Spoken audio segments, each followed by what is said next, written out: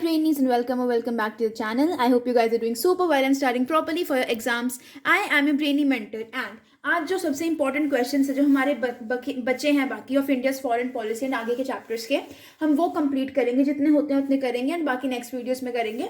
इसके बाद मैं आपको हिस्ट्री के इंपॉर्टेंट क्वेश्चंस भी लेके आऊंगी जो कि बहुत ज़्यादा इंपॉर्टेंट हो गया आपके एग्जाम्स के लिए. ठीक है, सो आज हम चैप्टर करेंगे इंडियाज फॉरेन पॉलिसी. अगर आपने इसकी एक्सप्लेनेशन नहीं देखी, you can go and check it out. Notes वगैरह भी मैंने अपलोड कर दिया इंस्टाग्राम पे. The link is in the description of my YouTube channel, you can check it out. ठीक है, अब इंडियाज फॉरेन पॉलिसी में अब देखो प्रेजेंट के अकॉर्डिंग ना हमारा इंडिया एंड इसराइल के रिलेशंस बहुत इंपॉर्टेंट है, तो वो आपको बहुत अच्छे से करने हैं. इंडिया इसराइल के एंड इंडिया रशिया के, वो बहुत जरूरी है. That will come for sure. ठीक है, 100% चांस है कि वो आएंगे. तो चलो देखते हैं क्या है. सबसे पहले we have India and Russia relations.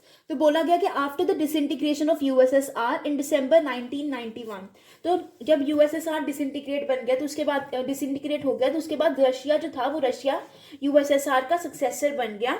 Russia emerged as a legal successor state of the former superpower in the world politics. ठीक है, अब रशिया का जो प्रेसिडेंट था Yeltsin, he assured the Indian prime minister PV Narasimha Rao that Russia's friendship and cooperation with the country would continue. कि Russia के president ने बोला कि आप टेंशन मत लो, हमारी जो रिलेशनशिप है वो कंटिन्यू ही रहेगी, खत्म नहीं होगी.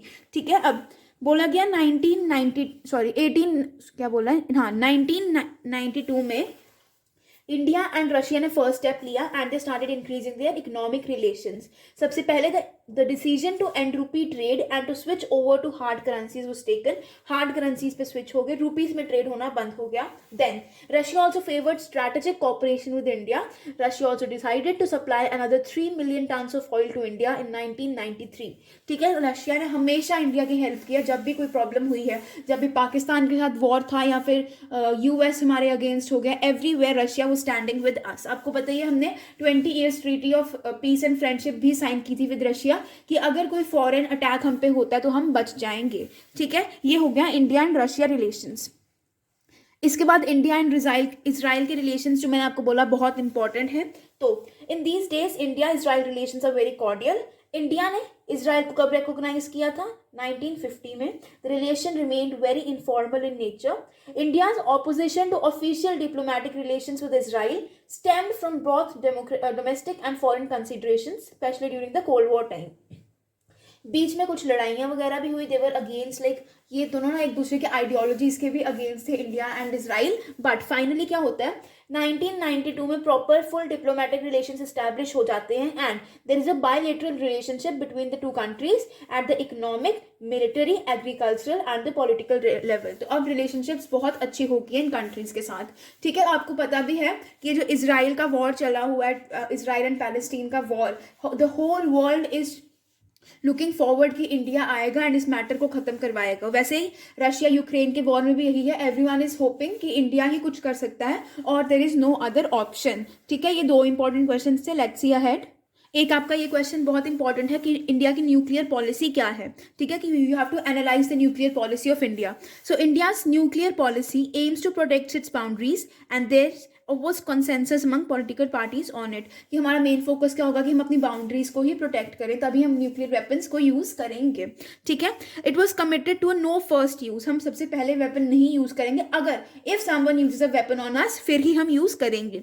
India has decided a unilateral no first use of nuclear weapons. It was committed to using nuclear energy for peaceful purpose. Like India ने बोला कि हम न्यूक्लियर एनर्जी पीसफुल पर्पसेस के लिए यूज करेंगे. एंड इंडिया का फर्स्ट न्यूक्लियर टेस्ट कब हुआ था? 1974 में. इंडिया ने एनपीटी और सीटीबीटी को भी नहीं साइन किया. आपको पता ही है ना, न्यूक्लियर प्रोलिफरेशन ट्रीटी जो थी हमारी है ना, कॉम्पैक्ट टेस्ट बैन ट्रीटी को भी साइन नहीं किया क्योंकि इंडिया को लगता है कि ये सब बहुत डिस्क्रिमिनेटरी हैं. ये चाल है of this superior of the developed countries की, बाकी कंट्रीज को नीचा दिखाने की यू कैन से एक चाल है. ठीक है, then India conducted a series of nuclear test in May 1998 demonstrating its capacity to use nuclear energy purpose. India ने सब कुछ, इंडिया ने प्रूव कर दिया कि हाँ भाई we can also use the nuclear weapons, we also have that capacity. Clear. इसके बाद जो आपका इमरजेंसी वाला चैप्टर है उसमें सबसे इंपॉर्टेंट क्वेश्चंस जिनका आने का चांस है वो है राम मनोहर लोहिया के बारे में, दीनदयाल उपाध्याय के बारे में एंड जयप्रकाश नारायण के बारे में, जो कि हम नेक्स्ट वीडियो में करेंगे. So that was it for the video. अगर आपको वीडियो अच्छा लगा, don't forget to like, share and subscribe to the channel.